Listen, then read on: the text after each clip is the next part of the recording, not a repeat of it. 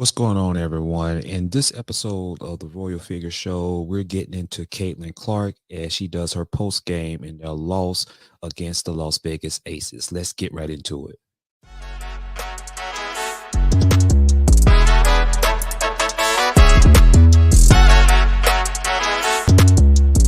And here we go. Double bake so much. What does that kind of front court size, their ability to spread it out with that group really do to stress your defense? And why do you think it was such a challenge this whole season, really? I mean, I thought they tossed a lot of different lineups at us. I think at times, whether they went small with Clark at the 4 or whether they went big with Stokes at the 4, I thought we could have done a better job of getting some high lows, especially when Clark was playing at the 4. But I don't know. I think moving the ball a little bit better. Obviously, like we struggled to shoot it again very well. I mean, I thought we played really good defense and put ourselves in a position to win the game. Missing 9 free throws really hurts us. So I think we could have done a little bit better job adjusting and trying to exploit the certain things that you can, whether they're giving us a small lineup or a bigger lineup. Jacob and Matt. Caitlin, all your points coming in the second half tonight. Was there any sort of adjustment you made at halftime to kind of lead to that turnaround?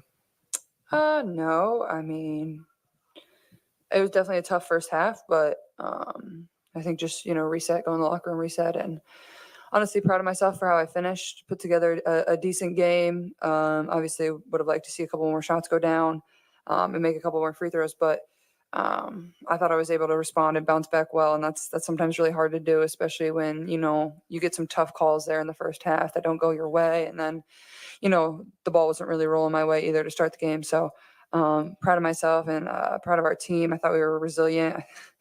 There was a lot of things that just didn't go our way. So, but overall, I think we kind of did it to ourselves. I'm proud, like I said, I'm proud of our defense, but there was just areas where we could have, executed a little bit better than made free throws as well. Go Matt, then Alexa. Yeah, Caitlin, last time you hit the base of the basket, That's crazy. The ref told you it was disrespectful. Was just wondering if you got another explanation tonight. Well, I mean, they're never going to overturn that. It's just one of the rules, I guess, of the game. So it's in the rule book. It is what it is. That's why, I tried to get my last one taken away. They just didn't take it away. And it stinks because I feel like this year I got 1 for the inadvertent contact to the face in the Minnesota game, and then 2 for hitting the stanchion of the basket. So it's like 1 was a complete accident, and then the other 2 were just a little frustration with myself. So I think I could have done a better job keeping my emotions in check. But at the same time, like, really? So I don't know. But it is a rule, so they have to call it, and I get it. It's tough. Go Alexa and Christine.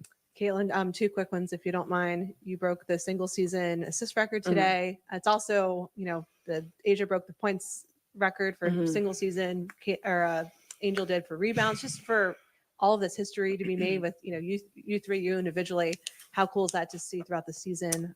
I'll let you maybe start that one, and then I guess my follow-up. I think it definitely just speaks to the whole entire year and like how historic it has been for this league and how great the basketball has been for the league. And, we're not even to the playoffs yet. I think that's what's so fun about it is you're just going to continue to see, records be taken down, but also I think really good basketball. And that's why it's been so fun to watch. That's why the fans have been showing up. The viewership has been, absolutely crushed this year. So, I think everybody's just kind of raising their game. The competition's just getting better and better. And it's fun as a competitor to show up in this league every night and know you have to bring your best because, who's ever on the other side of the court from you, they're going to bring their best. And that's what makes it fun. So it's been cool to watch everybody really, take a step up and elevate. And to be a part of that has been really fun for myself too. And then just going up against Vegas, obviously they're kind of the gold standard, having won the last 2 championships. What do you feel like this group has learned about what it takes to go up against a team like that, and the small details that might matter to try and beat them? Yeah, I think we have moments where we're really good, and then we have moments where we have some lapses. Like to beat a team like this, I feel like we said this so much this year. Like we can't have Christy calling a timeout right to start the third quarter. Like that's something that just can't happen for us. And I feel like that's happened so much this year to start the second half is like having to use a quick timeout because they go on a 5-0 run or 6-0 run or something like that. So I think we clean up that area, but at the same time, I think it should provide us some confidence. You know, every single time we've played this team, we've gotten better and better and closer and closer. And to see how far we've come from where we first started, I think it was our 7th or 6th game of the year. And I think we gave up 99 points and lost by about 20. So, and now I felt like we were really in this game, and, you know, we convert a few more times and convert our free throws, you know, hopefully we're walking away with a win. Christine, last one. Yeah, Caitlin, so 0 points in the first half. You come out and you have those 2 threes and the crowd's going crazy. And I mean, this crowd, a high school football night, right? And it's Yeah, packed to the awesome. rafters, unbelievable crowd. Can you put us in your shoes, in your head a little bit? What does that feel like when you're bringing this team back? You get those 2 threes, the crowd's going crazy. You're doing your stuff. Can you put that into words for us? Thanks. I mean, it's definitely energizing. Like, I feel like that's something people appreciate about my game is I play to the crowd really well. I know when to, but also it helps me too. Like, it's not just like, you know, to help our entire team. Like, it helps me. I hope it's fun for them. Like, you make a couple shots and you know the fans got your back. Like, the cheer they let out when I made that first layup, like, you could tell it was like, finally this girl could score again. But no, I mean, I feel very lucky to play in this arena and in front of a fan base that's supporting, you know, women's basketball like the way they are. And like, like, it's a true sellout. Like, it's packed to the top. Like, people are here to scream. Like, it's hard for us to get tickets too for our families. So I can imagine it's hard for everybody else, but I think as a player, like, that's something that you just thrive off of, like, hearing the crowd go crazy. I think especially on defense, like, if you can put a little run together and go down and need a stop and you hear them and you hype them up and they listen to you, like, you feel kind of powerful at the same time. So it's definitely fun. I mean, I wish we could have got the win for them, but I know Sunday's going to be a lot of fun too. I got 2 for you. The first. And there you have it. There you have it. Let's get right into it, man. I think what Caitlin Clark said, you know, is on point. You do have to control your emotions.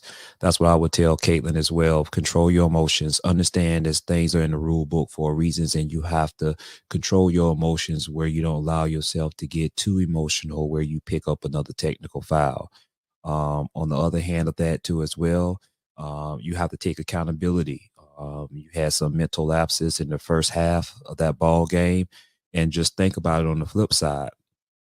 If you was able to control your emotions better and stay connected to the game, you'll possibly be, you know, in a win versus the Las Vegas Aces. So you're definitely a big contributing factor to how the Indiana Fever is going to be successful. Also, your sidekick, Kelsey Mitchell, is a big contributing factor as well with 20 points that she had. Aaliyah Boston is a big contributing factor. She needed to get a little bit more, you know, points down the stretch of that basketball game, because I feel when Aaliyah Boston is more physical from the offensive side of the ball, that opens the game up more for you and Kelsey Mitchell. So I want to see more offensive opportunities for Kelsey Mitchell, for Aaliyah Boston, but also too as well, I want to see more of Kelsey Mitchell, more flow, running some plays for her in the second half of that game. I feel like y'all got a little bit distance away from her. And Caitlin Clark, you know, shot some balls that were questionable, that I feel was very, very tough shots that resulted in misses. Have a little bit better flow on the offensive side, and also do not have those defensive lapses where you leave people open, which, you know, ultimately became to y'all demise. But that's all I have for you with Caitlin Clark post-game interview, man. Y'all stay tuned to the next video. Take care.